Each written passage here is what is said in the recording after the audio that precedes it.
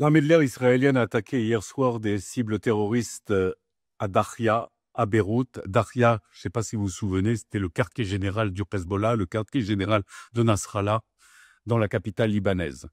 Pourquoi avoir attaqué? Parce que malgré les accords entre Israël et le Liban, cette unité du Hezbollah, ces unités du Hezbollah, ces unités terroristes continuent à travailler à la production de milliers de drones sous la direction et le financement de Téhéran. Ces attaques ont été menées contre Dakhla à l'aide de drones et de 5 avions de chasse. Je peux vous dire que ce quartier a été fortement touché la nuit dernière. Nous constatons aussi que la restauration de sites terroristes financés par l'Iran, tout cela, malgré les lourdes sanctions contre l'Iran, continue à se formenter, continue à se réorganiser pour avoir un seul but, celui de vouloir réattaquer l'État d'Israël. Il est clair que l'Iran veut reprendre pied au Liban et retarde la stabilisation et la reconstruction de ce pays. Pour dire clairement les choses, il y a cette volonté de vouloir reprendre en main ces proxys pour continuer cette attaque, pour justement que le monde chiite puisse se rééquilibrer par rapport au monde sunnite qui a un petit peu repris, je dirais, un avantage ces derniers temps.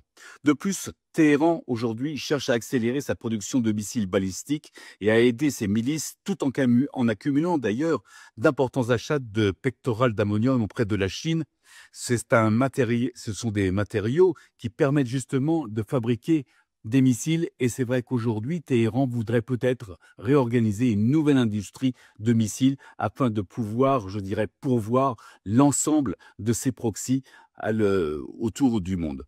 Israël est déterminé à continuer d'éliminer les capacités du Hezbollah qui, lui, souhaite concrètement entraîner le Liban vers une nouvelle guerre contre Israël.